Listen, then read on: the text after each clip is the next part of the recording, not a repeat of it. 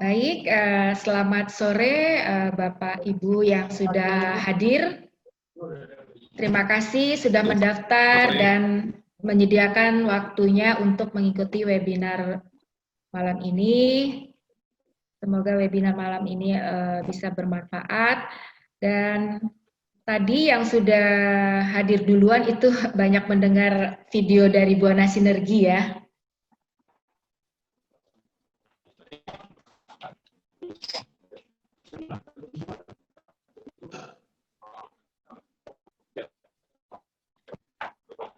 Untuk webinar sore ini moderatori oleh Bapak Gotara, mungkin sudah banyak peserta yang kenal dengan Pak Gotara juga ya. Apalagi dengan Pak Frans ya, sudah yang kenal. Selanjutnya kita mulai aja ya Pak ya.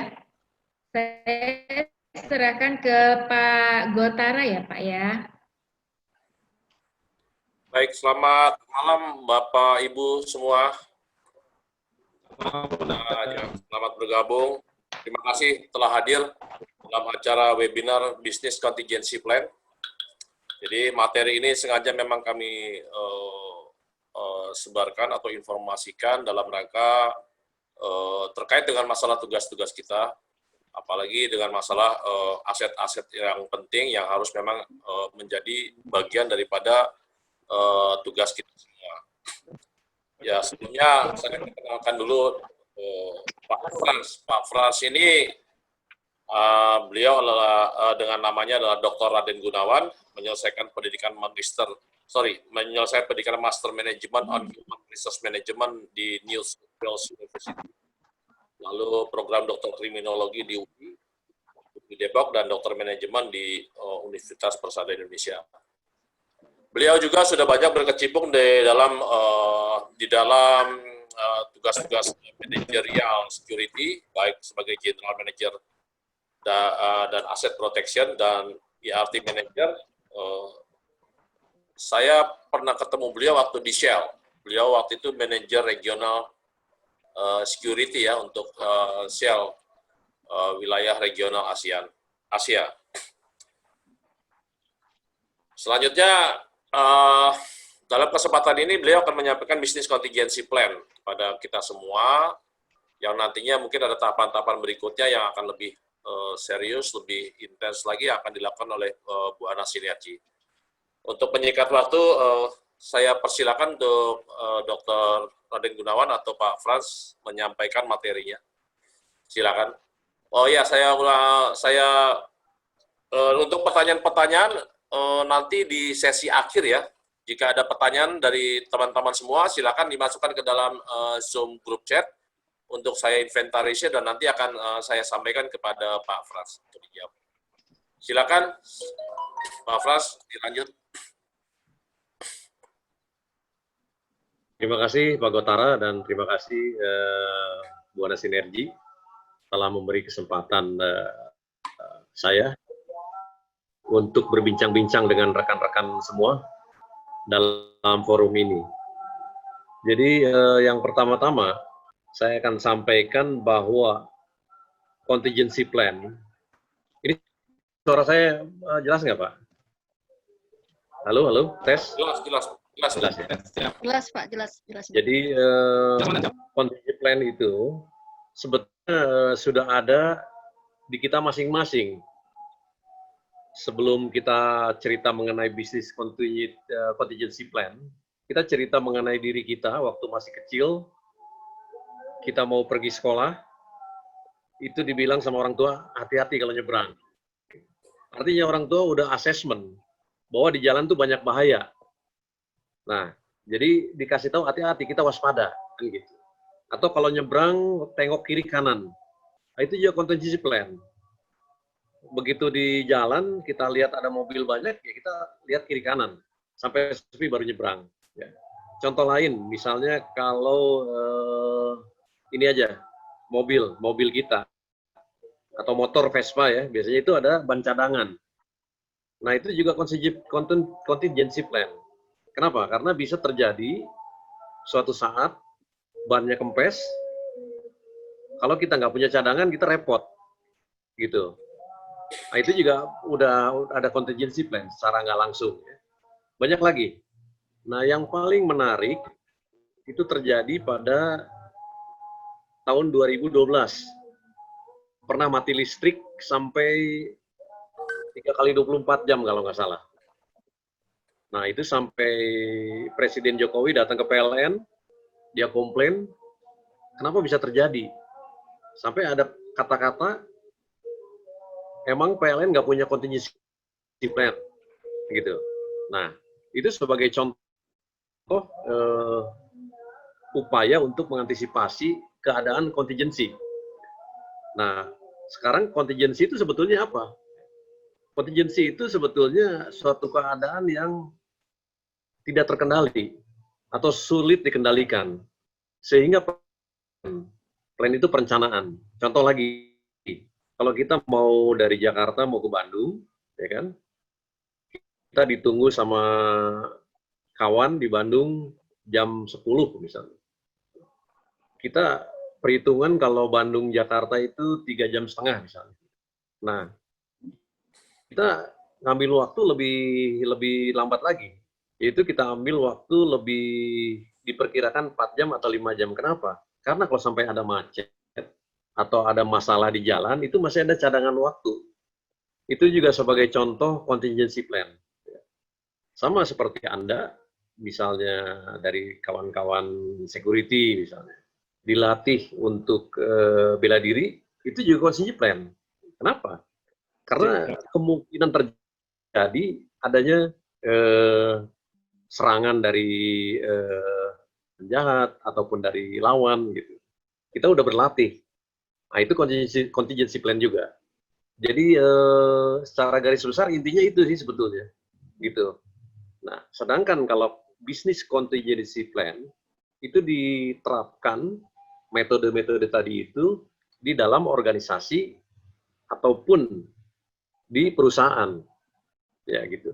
Jadi contingency plan itu nggak harus yang besar yang gimana, enggak. Masing-masing juga harus punya contingency plan. Misalnya, contoh terjadinya COVID-19. Kalau itu nggak ada yang tahu akan terjadi COVID-19. Saat kita misalnya harus bertahan 4 bulan, 5 bulan lebih, apa gaji, misalnya bagi yang di PHK, nah itu kalau dia nggak punya contingency, dia akan kewalahan. Sehingga banyak pegawai atau pekerja masuk asuransi atau menabung, itu untuk mengendalikan pada suatu saat dia tidak bekerja lagi atau kena PHK, dia masih ada contingency. Jadi idenya gitu ya, jelasnya kira-kira idenya contingency itu demikian.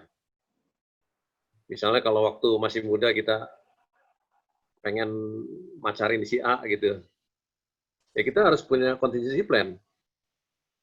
Kalau ditolak gimana kan begitu. Nah, nanti ada hitungannya di contingency plan itu, namanya business impact analysis. Itu sama dengan manajemen risiko. Jadi risikonya apa kalau saya lakukan ini?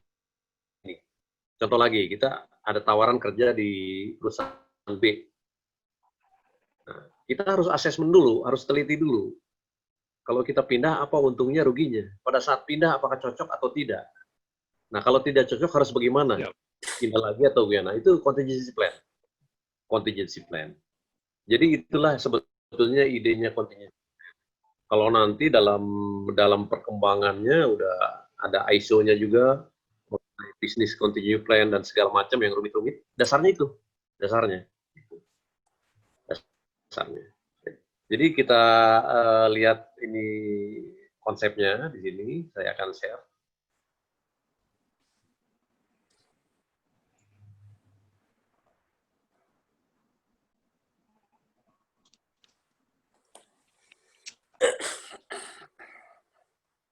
Kelihatan ya, gitu ya? Apakah terlihat ininya, slide-nya? Ya, terlihat Pak. Baik.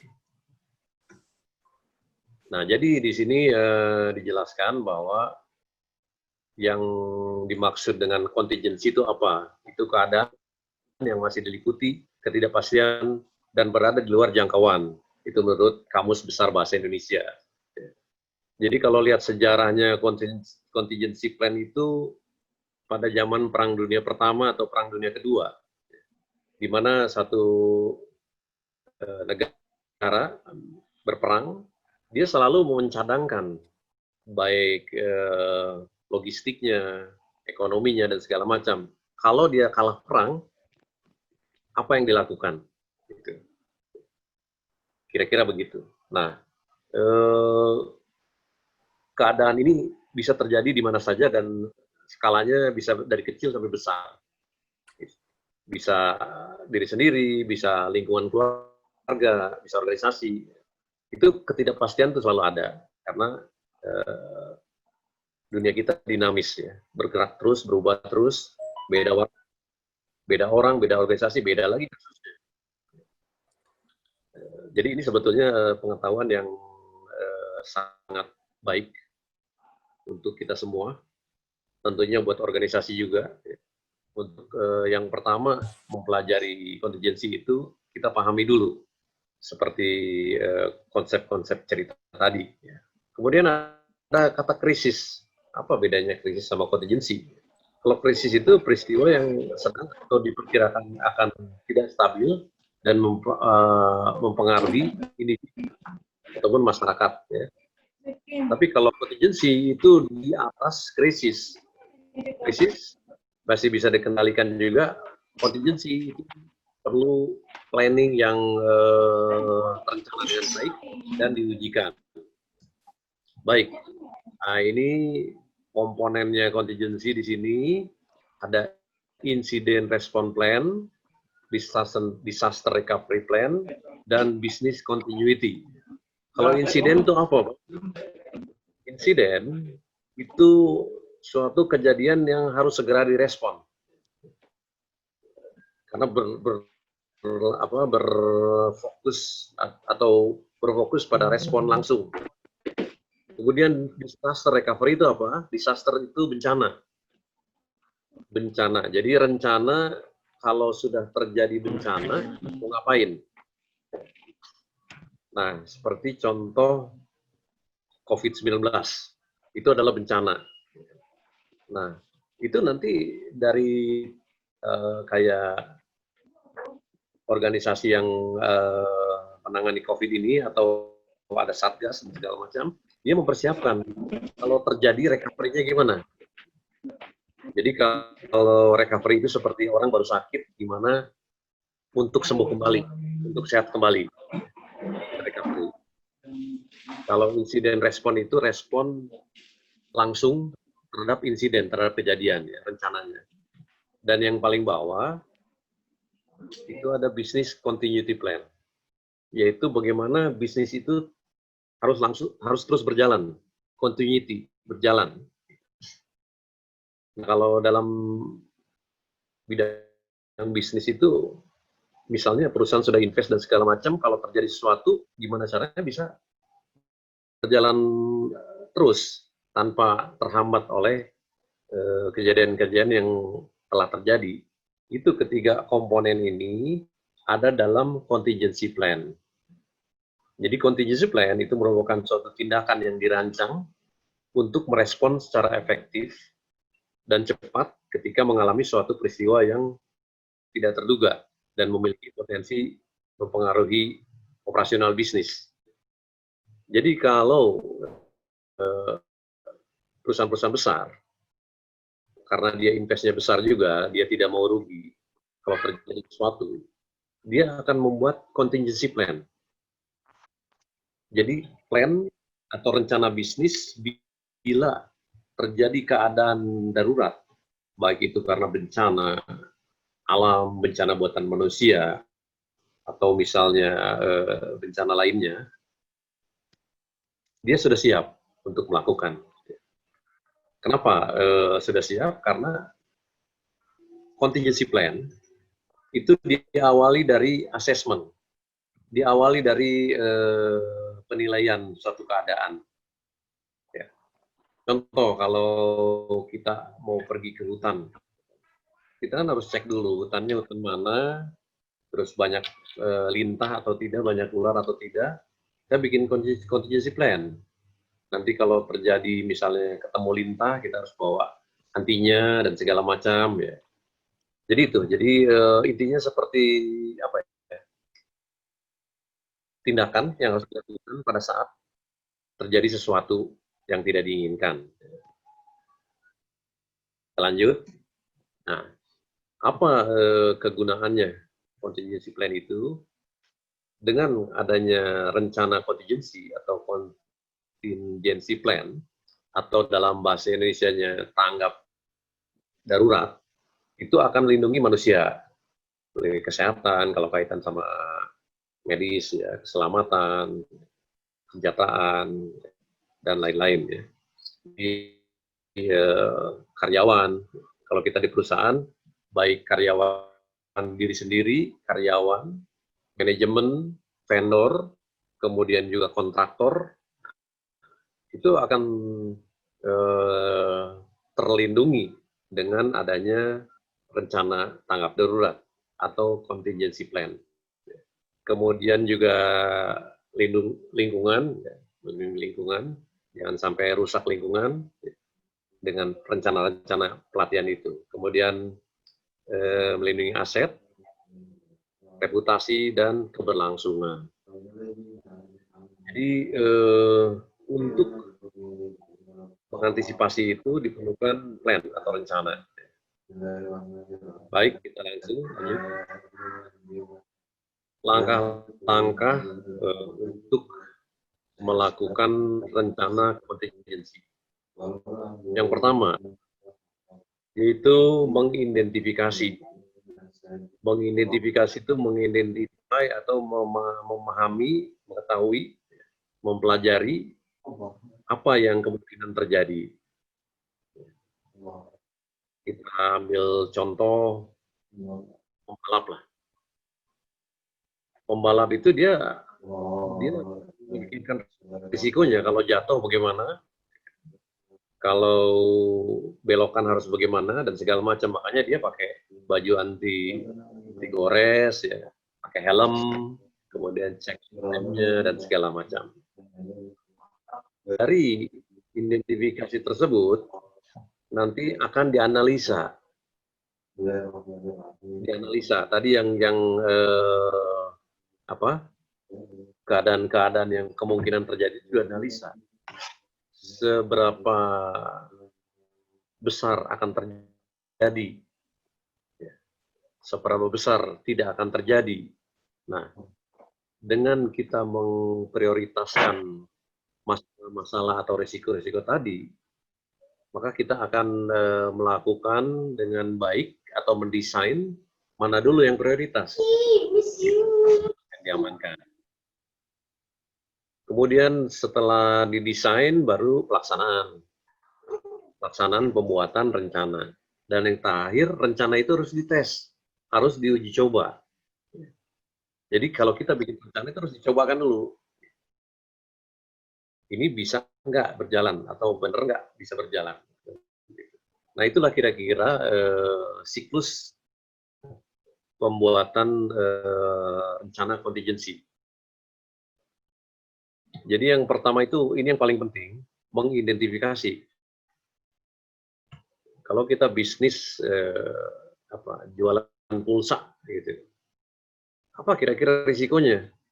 Ya, risikonya mungkin ada saingan, atau si perusahaan providernya yang mengeluarkan pulsa itu bangkrut atau segala macam. Nah, dampaknya ke kita. Jadi gimana kontingensinya? Apakah bikin suatu cadangan, jualan kartu lain, tidak hanya satu kartu, dan segala macam. Gitu. Itu prosesnya ini semua, analisa. Dalam perusahaan juga begitu. Kalau ada misalnya seseorang yang akan membuat bisnis angkot, ya kan? Dia identifikasi dulu, dia cek dulu gitu. Angkot itu keuntungannya berapa, terus untuk pemeliharaannya berapa, ya. Kemudian untuk perbaikannya berapa, dan bisa nabung berapa. Kalau kira-kira tidak menguntungkan, dianalisa, oh nggak menguntungkan, nggak jadi. Kalau oh ini bakalan menguntungkan, oke kita desain. Desain caranya, misalnya beli angkot 2, 1 operasional, untungnya itu untuk perbaikan dan segala macam, 1 lagi untungnya untuk ditabung misalnya gitu. Tapi diuji coba dulu tuh, gitu. Uji cobanya bisa langsung ataupun secara diskusi sama teman dan segala macam. Nah, ini dasar-dasar contingency plan. Yang tadi itu, identifikasi dulu. Identifikasi risiko dan dampak bencana. Ini penjelasan dari yang tadi. Risiko macam-macam. Ada risiko keuangan, ada risiko operasional, ya. Ada risiko macam-macam, risiko keselamatan, risiko keamanan, ya. Contoh kalau risiko keselamatan mungkin akan diidentifikasi di daerah sini nggak boleh ngebut, atau bisa dipasang reduce the speed misalnya, atau dipasang boom gate pada jalan, itu juga sebetulnya untuk mengendalikan risiko jangan sampai terjadi, gitu kan? Kemudian kasih pasang pelang juga, itu dari hasil identifikasi. Jadi sebelum orang pasang tanda dan segala macam itu harus diidentifikasi dulu, baru dianalisa kan, atau kalau ini diantisipasi kejadian apa yang tidak terduga bencana terjadi. Contoh di perusahaan-perusahaan tambang itu kontingensi ini sangat berguna karena misalnya tambang emas di dalam lubang di gua itu kadang-kadang banyak terjadi potensi misalnya tanah uruk, ya. Kemudian tanah bergeser, longsor dan segala macam. Antisipasinya gimana? Gitu kan. Makanya dia biasanya suka ada pelatihan dulu, pelatihan sebelum masuk ke dalam tanah, dia dilatih dulu. Atau kalau kita mau masuk site itu ada induksi. Itu induksi salah satu contingency plan. Kalau Anda masuk ke site di induksi dulu, artinya Anda dipersiapkan. Kalau terjadi sesuatu, evakuasinya ke sini. Atau kalau terjadi sesuatu, harus begini, harus begitu. Jadi kira-kira gitu. Nah, sama juga kalau di gedung, kalau kita tugas di gedung juga, itu kan biasanya ada induksi. Orang yang baru datang, baru masuk, itu dikasih induksi. Kasih tahu bahaya-bahayanya apa segala macam. Nah, itu juga contingency plan yang skala kecil. Kalau kemudian tentukan strateginya juga. Nah, strateginya tadi ya dengan mengadakan induksi, penjelasan-penjelasan. Nah, induksi juga ada yang langsung, ada juga pakai TV atau pakai gambar-gambar. Ya. Itu supaya pegawai yang baru atau orang yang di luar site memahami itu. Kemudian juga selalu dikontrol konsepnya itu apakah tepat atau perlu ditambah atau dikurangin. Kadang-kadang, wah ini tulisannya berlebihan nih, kurangin biar orang paham. Sama juga kalau di suatu tempat kerja itu tulis keluarga Anda menunggu Anda selamat sampai di rumah. Itu juga sebetulnya kontingensi juga. Jadi hati-hati. Kalau terjadi sesuatu, kita harus ingat apa yang diinduksikan. Kira-kira demikian. Lanjut. Nah, ini aktivitas contingency plan. Tahap pertama, ini dalam skala besar ya, dalam skala perusahaan. Tahap pertama, itu ada berita atau kabar yang diterima. Beritanya terima dari mana? Dari mana saja? Mungkin dari BMKG, kalau untuk bencana, atau dari surat kabar, dan segala macam. Siapa yang terima? Kalau di dalam di perusahaan biasanya ada PABX atau operator.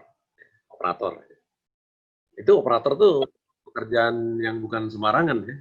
Jadi begitu terima itu dia harus, kalau ada yang mencurigakan, laporkan kepada, ada timnya biasanya, tim bisnis contingency plan komite misalnya atau apa. Nah itu akan melaporkan atau ke security building atau apa. Ini ada berita ini gimana Pak?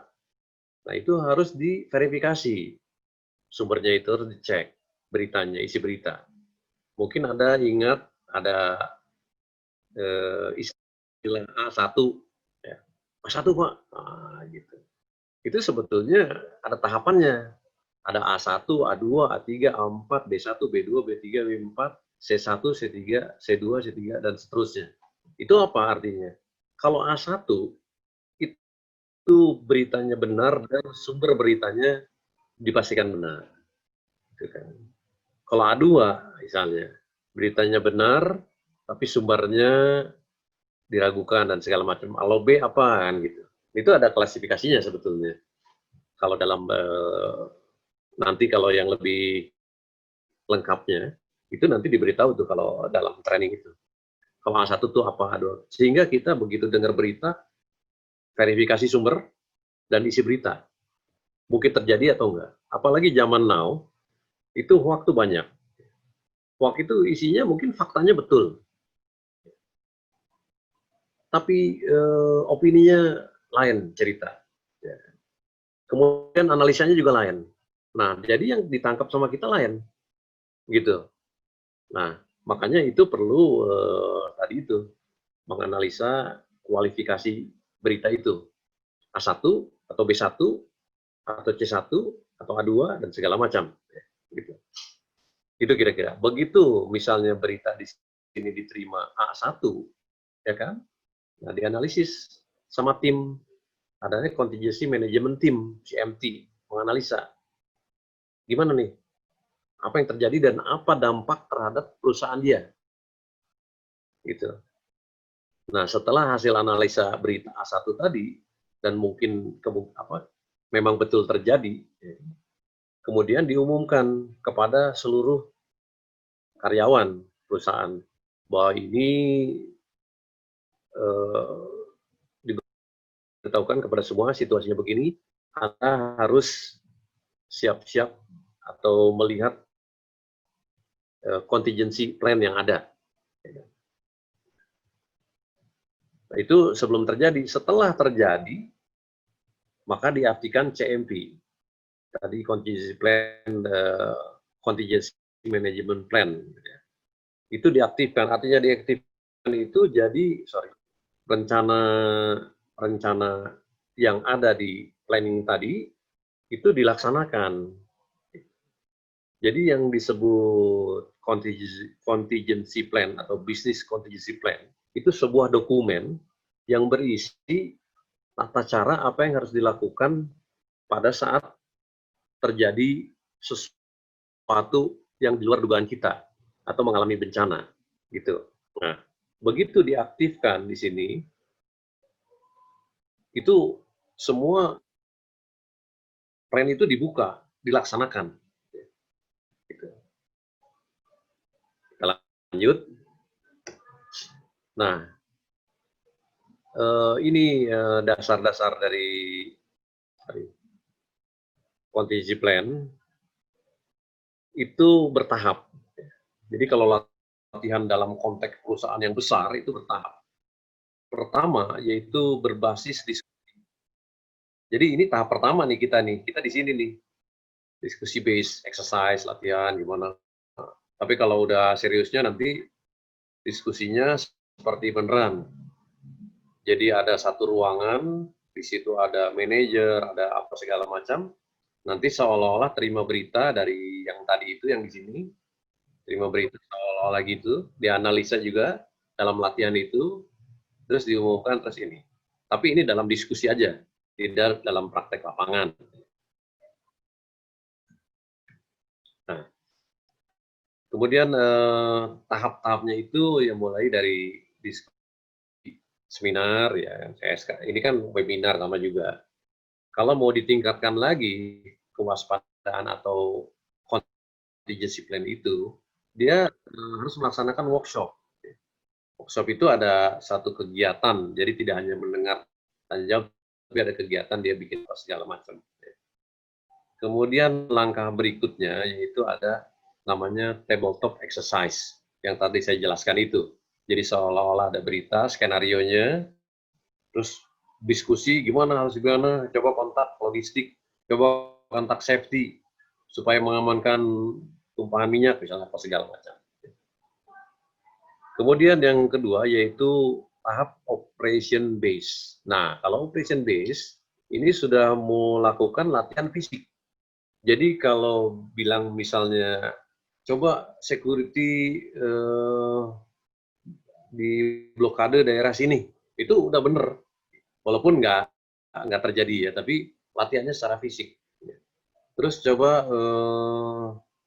bunyikan alarm juga. Itu operation base. Mungkin Anda pernah dengar apa latihan drill, misalnya drill di gedung. Misalnya. Nah itu sebetulnya di sini operation base. Wah kita ada drill evakuasi ini di sini operation base exercise gitu. Tapi ini itu harusnya di sini dulu, harus paham dulu semua. Nanti kalau misalnya ada lantai, ada floor warden.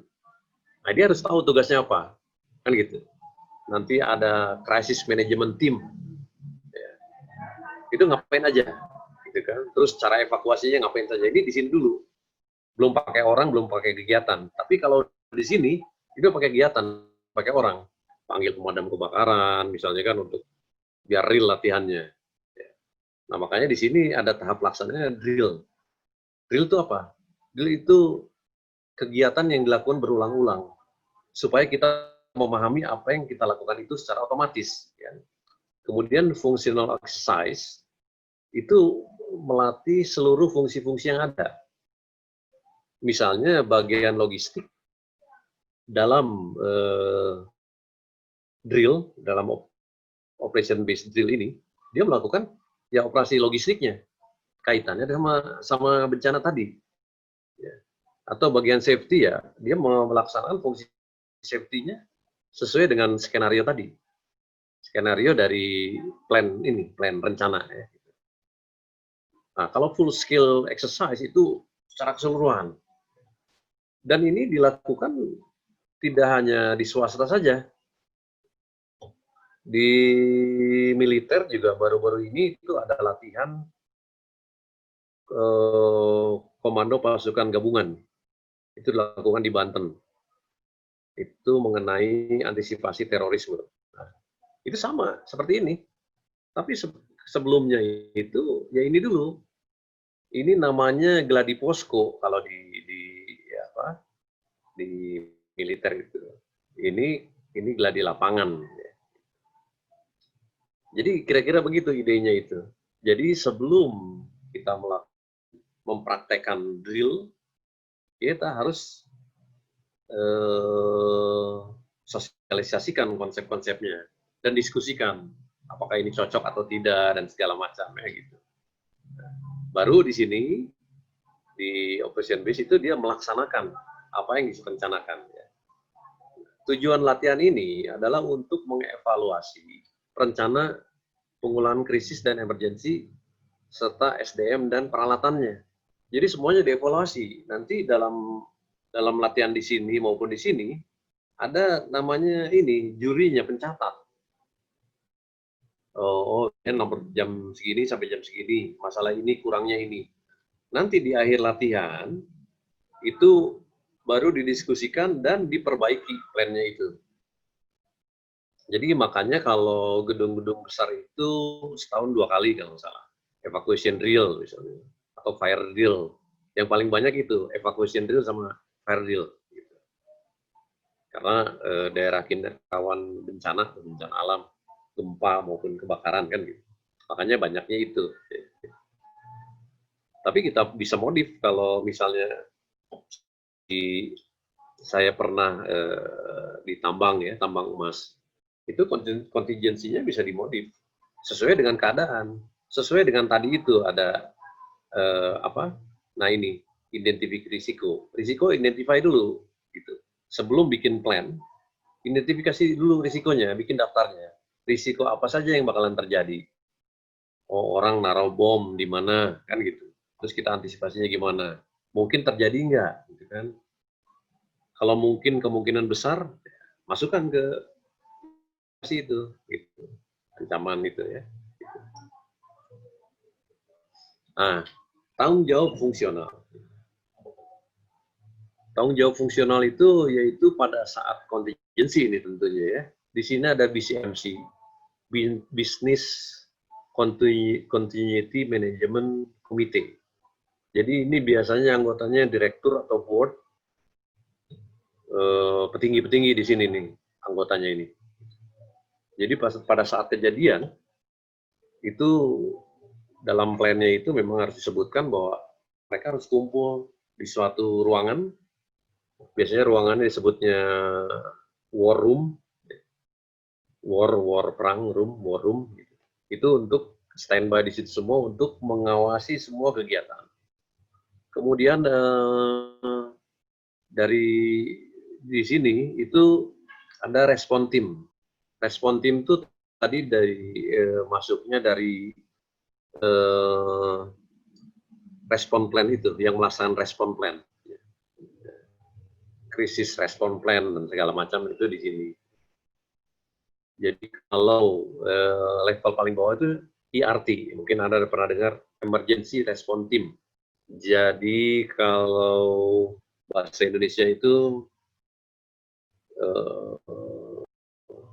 ya semacam apa ya? Ya pasukan reaksi cepat lah. Begitu kejadian dia harus apa?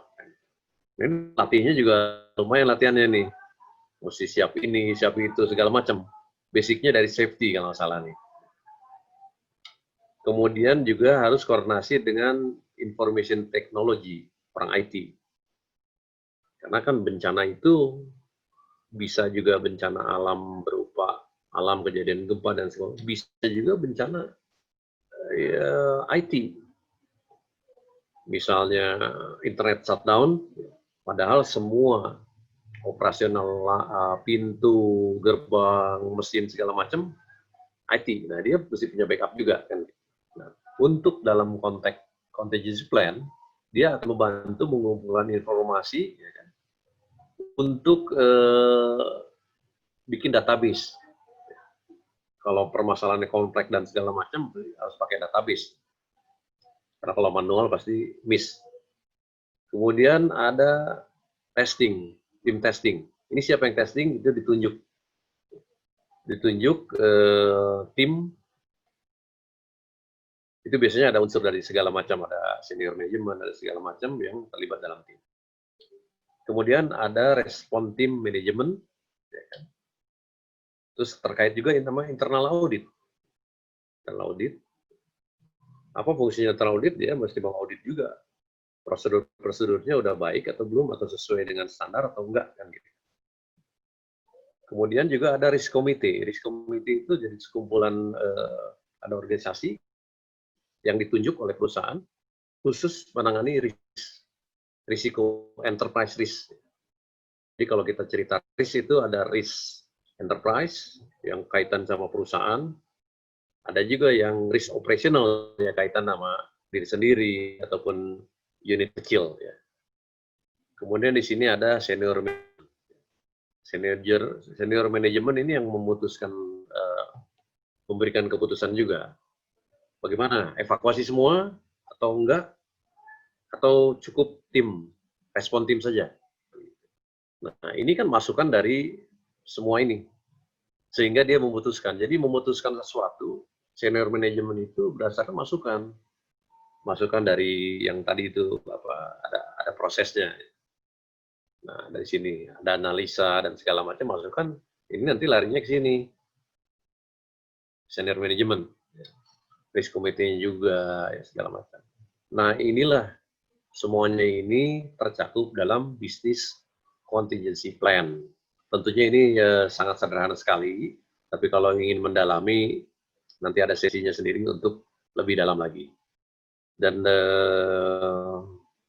Saya rasa bisnis contingency plan ini sangat diperlukan dan sampai saat ini banyak yang mempraktekkan hal ini. Kadang-kadang mempraktekkan bisnis contingency plan itu diserahkan kepada konsultan. Tapi kan kalau bisa sama karyawan sendiri atau ada karyawan sendiri yang paham mengenai ini, itu bisa meringankan perusahaan. Lanjut. Nah, ini prosesnya. Di situ ada oh ya, yang tadi itu yang ruangan war room itu bisa dibilang juga pusat komando pengendalian atau puskodal.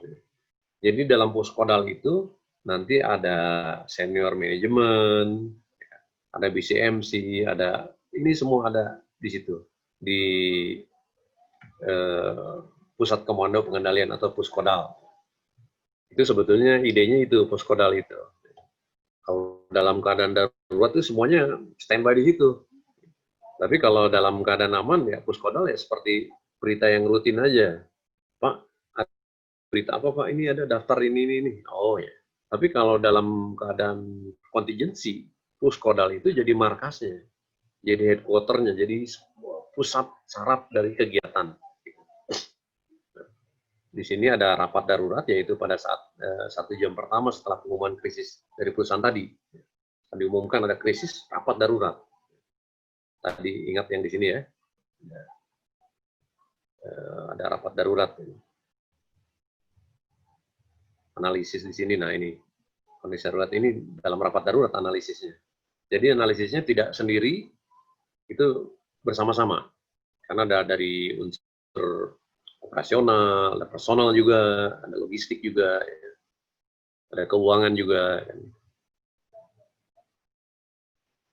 Kemudian juga ini tim tanggap darurat tadi yang tim reaksi cepat itu ya, harus tetap bekerja tanpa menunggu keputusan dari rapat darurat. Jadi dia juga nih punya contingency plan untuk ini, untuk ERT.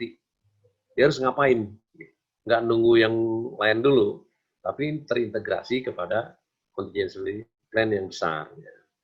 Nah, terus keputusan rapat itu menghasilkan keputusan action plan. Jadi tindakan apa yang harus dilakukan? Kemudian ya tadi ini pusat komando dan pengendalian atau command center mengaktifkan. Jadi pada saat kejadian dalam konteks perusahaan ini, yang puskodal op tadi atau command center itu, pusat komando itu menjadikan memang pusat kegiatan. Di situ di dindingnya ada peta, ada data, ada segala macam. Mungkin line teleponnya juga ada 10 line, ada HP, ada segala macam, ada radio dan segala macam. Lanjut. Nah, jadi contingency plan, business contingency plan adalah sebuah dokumen. Jadi kalau kita bicara business contingency plan, itu sudah suatu dokumen tadi, dokumen yang berisi petunjuk-petunjuk apa yang harus dilakukan pada saat contingency. Dan yang penting di sini adalah sudah teruji. Teruji itu apa? Testing tadi, ada drill-drill tadi. Jadi fungsi drill tadi untuk menguji konsepnya. Jadi kalau Anda di building atau tempat Anda bertugas, ada yang drill gitu, Anda harus tahu dulu dokumennya mana Pak, contingency plan-nya. Jadi saya harus ngapain, kan gitu. Anda juga bisa menyarankan, oh ini kurang orang di sini, atau penjagaannya terlalu lemah di sini, dan segala macam. Nah, ditujukan untuk mengendalikan suatu bencana atau kejadian yang berdampak kepada bisnis. Baik dampak finansial, dampak hukum, yang sangat berbahaya. Kemudian bila perusahaan dinyatakan keadaan krisis, direksi atau jajaran manajemen tertinggi perusahaan harus memimpin langsung pelaksanaannya. Dan terakhir itu merupakan bagian dari business continuity management. Jadi contingency plan ini bagian dari BCM tadi. Kenapa? Karena kalau keadaan atau situasi terkendali dengan melaksanakan contingency plan, maka bisnis akan berlanjut. Gitu. Kalau tidak terkendali kan, wah hancur-hancuran. Orangnya banyak korban, kemudian asetnya juga tidak terjaga, mungkin ada yang nyuri, atau rusak dan segala macam dan lain-lain, makanya bisnis terhenti. Dan yang diharapkan oleh bisnis itu tidak mau sampai terhenti. Makanya ada plan ini salah satunya supaya bisnis berjalan terus. Kira-kira demikian. Waktunya masih ada, Pak Gotara? Masih 5 menit lagi, Pak. Ya. 4 menit lagi ya? Ya, bentar lagi selesai. Ya. Nah, ini tahap-tahapnya tadi. Kalau tahap contingency itu dalam konteks perusahaan, awalnya dari seminar. Tadi dari sini, ini berbasis diskusi, discussion base. Mulai dari seminar, workshop, tabletop games. Games itu apa ya? Permainan atau pelatihan yang berkaitan sama contingency ini. Ini basisnya adalah diskusi, tidak di lapangan, di ruangan, ya kan, pun menggunakan alat tulis, audiovisual dan segala macam. Nah, kalau yang ini, yang biru ini adalah tadi operational base atau berbasis operasional. Ada drill, Anda mungkin familiar dengan drill evakuasi, drill kebakaran, drill ancaman bom, dan lain-lain. Nah, biasanya cuma sampai sini aja nih. Harusnya sampai functional exercise juga. Jadi bukan hanya drill saja. Kita kan kebanyakan hanya drill saja. Harus ada functional exercise juga. Jadi memfungsikan pada saat contingency itu departemen-departemennya. Ada departemen keuangan, departemen logistik, apa segala macam. Dan yang paling skala besar itu ini, full scale exercise. Atau latihan yang melibatkan semua. Termasuk orangnya, termasuk alatnya. Jadi si alat aparnya juga disiapkan gitu, seolah-olah bener lah. Itu untuk melatih kesiapan. Nah, ini gambarannya. Di sini ada emergency response team. Di kegiatan ini waktunya, sasaran waktu. Misalnya di sini ada kejadian, mulai dari emergency response plan, emergency management plan, crisis management plan, business continuity plan. Disinilah sebetulnya contingency itu. Tapi mencakup semuanya. Jadi dengan penanganan yang bertahap, maka akan sukses rencana itu atau plan itu. Oke, kita lanjut. Nah, kesimpulan, business contingency plan merupakan sebuah strategi untuk mengatasi keadaan di mana kondisi bisnis harus dapat terus berlangsung. Saat berlangsung maupun pasca terjadinya krisis. Jadi dengan adanya plan ini diharapkan walaupun ada krisis ataupun setelah krisis, bisnis berjalan terus. Kemudian dirancang pada posisi antisipatif. Jadi bukan reaktif. Antisipatif itu kita memperkirakan sebelumnya apa yang akan terjadi, ya kan? Kemudian kita siapkan apa yang akan dilakukan. Karena apa? Di mana krisis dapat timbul sewaktu-waktu. Meskipun atau namun proses bisnis tidak boleh terlambat. Dan di dalam komponennya itu ada IRP atau Incident Response Plan, rencana nih. Ada Disaster Response Plan, ada Business Continuity Plan, dan ini merupakan dari BCP. Kesemuanya harus terintegrasi dengan contingency plan agar hasilnya optimal. Jadi banyak plan-plan itu, tapi yang plan besarnya itu adalah contingency plan. Itu dari saya, semoga bisa bermanfaat dan bisa mendukung tugas Anda dimanapun Anda bertugas dan berada. Demikian, terima kasih. Assalamualaikum warahmatullahi wabarakatuh. Silakan Pak Gotara. Ya, terima kasih Pak Fras. Pak, sebelum saya membuka pertanyaan berikut, saya akan bacakan dulu. Ini ada pertanyaan dari Pak Romi Edward Priyambada. Izin bertanya Komandan, secara makro, apakah bisnis contingency plan harus ada divisi khusus yang melaksanakan dan melakukan pemantauan terhadap program ini, atau ini menjadi bagian tanggung jawab dari seluruh divisi yang ada pada suatu perusahaan? Itu dulu, Komandan. Baik. Ini saya terlihat nggak? Ada di screen nggak? Belum terlihat. Belum, masih kecil. Masih kecil ya? Oh, stop share ya. Oke. Iya. Ya, oke. Baik, jadi itu tidak ada divisi khusus, tapi dibentuk tim yang menangani kontingensi, dan itu berdasarkan keputusan dari direktur. Kenapa? Karena ini kan pada saat terjadi baru berfungsi, tapi sudah ditentukan misalnya direktur tadi bisnis continuity management committee, ada headnya, itu tentukan ketentuan dari board. Jadi tidak ada divisi khusus, tapi ada fungsi khusus, dan itu terkait sama cross fungsional di bawahnya. Kira-kira begitu. Oke. Bisa dipahami ya? Ya. Terima kasih, Bang. Baik, satu lagi Pak, sebelum kita buka waktu untuk pertanyaan berikutnya. Izin bertanya dari Pak Galogat Ferry Hasudungan. Izin bertanya, jika keadaan darurat dan memerlukan BCP, adakah standar seberapa cepat bisnis bisa terus berlangsung dengan menggunakan dokumen BCP? Ya, makanya itu dalam drill itu bisa diukur secepat apa bisnis itu pulih. Dan itu harus komitmen dari keseluruhan.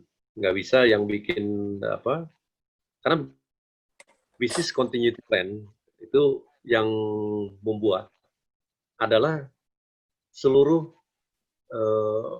komponen di dalamnya, khususnya untuk petinggi-petinggi dalam satu perusahaan, dia mempunyai andil juga, gitu kira-kira. Jadi waktunya bisa relatif tergantung dari komitmen mereka, karena ada yang 2 hari 3 hari pun dia bilang cepat, ada juga dibilang lambat. Gitu. Jadi perumusan mengenai downtime-nya itu ditentukan oleh board. Demikian. Oke, Terima kasih. baik. Satu lagi Pak, dari Pak Sabam Roksi, mengapa bisnis plan penting dan harus ditulis Pak?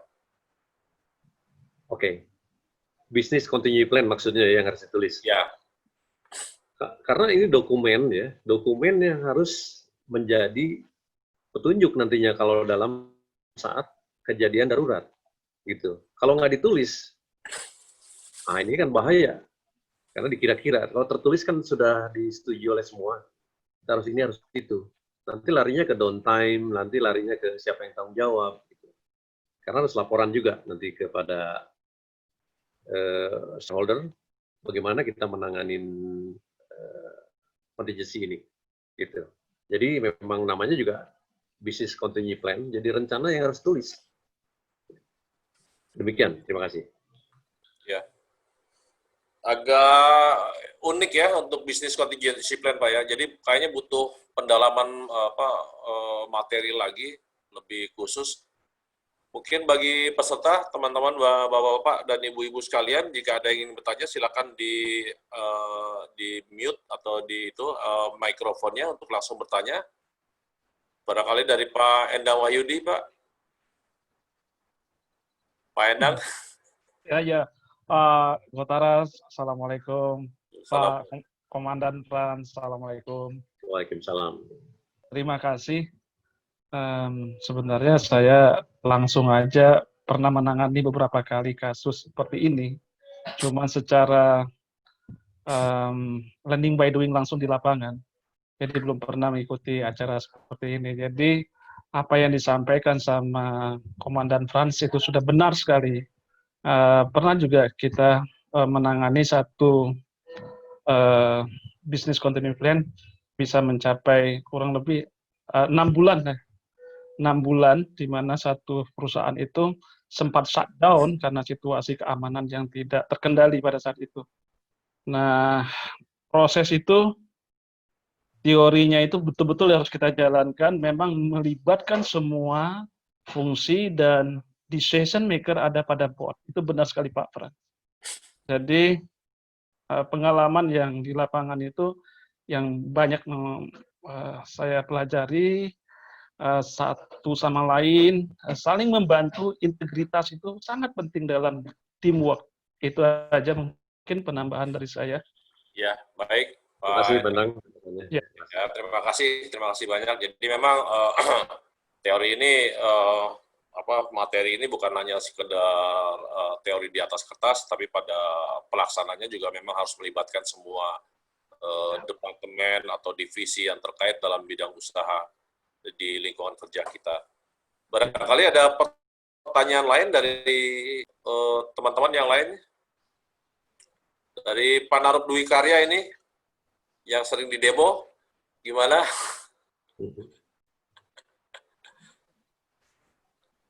Silakan.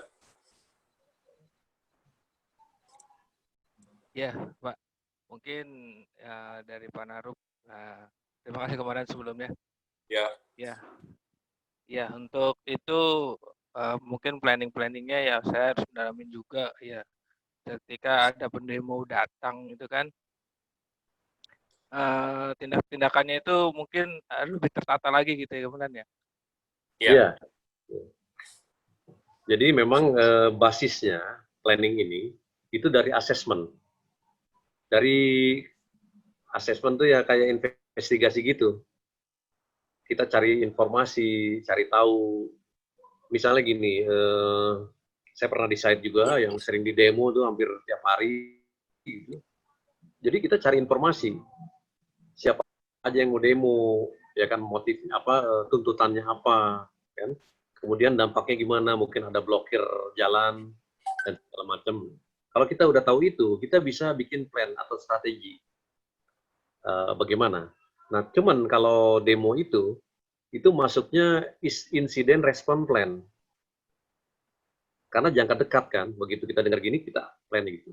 Tapi kalau business continuity plan, business contingency plan itu untuk jangka panjang, untuk jangka ke depan yang panjang dan skalanya besar, gitu. Mungkin misalnya ada kemungkinan demo nanti kerjasama sama karyawan, melaksanakan mogok, nah itu harus bikin plan yang jangka panjang tadi business contingency plan. Tapi kalau yang tadi misalnya hari-hari ya gitu, kita bikin insiden respon plan aja. Tapi sebetulnya idenya sama. Kita merencanakan sesuatu, bila terjadi itu mau ngapain. Misalnya bila sampai merusak aset, nah itu harus apa? Tim security harus apa? Terus dari control room atau pusat komando pengendalian melaporkan ke polisi dan segala macam ya gitu. Jadi persiapannya hampir sama. Cuman kalau bisnis contingency plan itu jangka panjang. Kalau IRP tadi incident response plan itu jangka pendek. Kira-kira begitu. Jadi bisa digunakan. Terima kasih. Baik, terima kasih. Terima kasih. Pak Sukma Subarna, mau mencoba mengajukan pertanyaan ya Pak Sukma? Pak Barna? Di-unmute aja Pak Barna mic-nya. Halo? Ya. Oke, terima kasih. Dari kedutaan ini ya?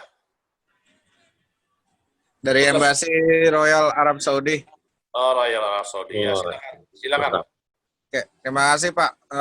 Mau tanyakan, untuk penyusunan bisnis contingency plan, apa bisa dikaitkan dengan penyusunan manajemen risiko dalam suatu perusahaan? Itu aja, terima kasih. Nah, terima kasih. Itu sebetulnya idenya sama dengan manajemen risiko. Cuman kalau ini kan di-drill-kan juga. Nah, kalau manajemen risiko itu kan dikaitkan dengan prosedurnya ya, mulai dari identifikasi risiko, kemudian register risiko, analisis dan segala macam. Dan ini juga hampir sama, cuman ujungnya yang berbeda. Karena kalau ini itu langsung di-drillkan, dilatihkan contingency plan itu. Kira-kira gitu. Kalau risiko itu kan biasanya mau misalnya take risk, mau transfer risk, atau mau dikemanain, gitu kan? Nah kalau ini langsung turun langsung ya menangani, kira-kira gitu. Cuman dari manajemen risiko itu bisa dijadikan bahan untuk contingency plan. Karena kalau lihat dari slide tadi kan asalnya kan assessment atau business impact analysis. Itu sebetulnya manajemen risiko, tapi kaitannya sama bisnis. Kalau kita cerita manajemen risiko itu keseluruhan, masih umum. Tapi nanti ada yang lebih spesifiknya, misalnya operational risk management, financial risk management, legal risk management, kira-kira begitu, Pak. Jadi ada kaitannya, gitu, ada kaitannya. Terima kasih. Baik Pak, terima kasih jawabannya Pak. Ya. Baik, terima kasih Pak Frans atas jawaban-jawaban yang sudah diajukan oleh para peserta. Untuk sesi ini kita sudahi. Mungkin ada pesan-pesan lagi dari Ibu Susi, silakan. Ya, terima kasih. Semoga bermanfaat. Iya. Oh ya, sekalian jangan lupa diisi itu link untuk isi pendataan Feedback form. Ya, ada di Zoom group chat-nya, silakan diisi. Ya, silakan Bu Susi. Ya, itu kita ada feedback form, nanti diisi namanya, nama lengkap. Nanti kita akan, kemudian sebelum pelatihan ini selesai, kita akan bikin ya semuanya Foto bersama. pose bareng. Oh, foto bareng. Foto bersama. Ya. Untuk peserta yang masih penasaran dan masih ada yang akan ditanyakan, kami di sini akan menyelenggarakan workshop 2 hari. Nanti kami akan kirimkan brosurnya dan khusus untuk peserta webinar malam ini akan mendapatkan harga khusus. Feedback formnya sudah terima ya Pak? Bu? Bapak Ibu sudah diterima ya untuk? Ya, itu cuma sedikit kok isiannya. Jangan lupa namanya, nama lengkap nanti sesuai dengan yang diinginkan untuk.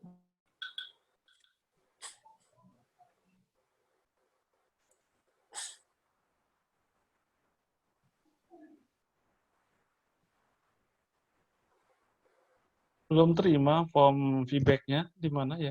Ada di chat, di Zoom Mungkin chat, Pak, Pak. Coba Zoom- Pak Zoom dibuka. Oh, chat. Zoom set. Oh, Ya, Chat, itu ya. gunanya untuk ini Pak, maaf ya, untuk penulisan di sertifikat nanti. Sertifikat ya. Ya, namanya nanti untuk penulisan di sini. Merupakan harga khusus untuk workshop 2 harinya, kita akan adakan di tanggal 24-25 Agustus ini di Gading Serpong.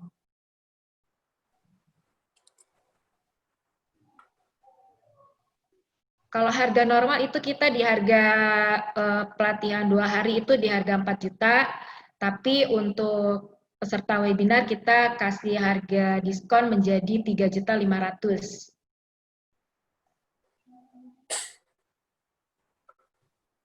Kalau dari perusahaannya kirim 3 peserta mungkin dapat diskon lagi ya Bu Heni ya? Pak Betul. Gotara.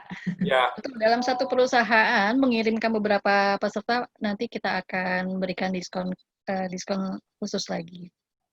Mungkin buat Bapak Ibu yang di luar topik ini. Oh, Bu Susi kayaknya internetnya ya, ada masalah ya Bu Susi. ya. Dengeran suaranya? Oke, mungkin saya bisa bantu Bapak dan Ibu. Selain topik bisnis contingency plan ini, kita juga punya beberapa topik berhubung yang ada hubungannya dengan leadership, kemudian juga ada hubungannya dengan training tentang HRD, ya. Itu mungkin bisa dilihat pada website kami website kami di www.buanasinergiutama.com. Monggo silahkan bagi yang memang mau cari-cari training, mau cari-cari pelatihan, itu kami punya beberapa pelatihan yang mungkin cocok untuk Bapak dan Ibu sesuai dengan kebutuhan perusahaan. Jangan lupa ya Bapak dan Ibu itu sertifikat link diisi agar kami tidak salah menuliskan nama pada sertifikat yang akan Bapak dan Ibu terima nantinya. Oke Pak Gotara, monggo silakan Pak. Baik, terima kasih Bapak Ibu. Jangan lupa diisi kembali untuk link e-sertifikat. Kami juga mengucapkan terima kasih banyak. Semoga apa yang kami sampaikan bermanfaat untuk Bapak Ibu di tempat bekerjanya. Jika ada hal-hal yang mau lebih spesifik lagi, silakan hubungi Ibu Susi Andriani dari Buana Sinergi. Sukses selalu buat kita semua. Salam sehat, jaga jarak, gunakan masker selama bertugas, ikuti protokol COVID, jaga keluarga kita agar terhindar dari wabah ini. Selamat malam semuanya. Selamat malam.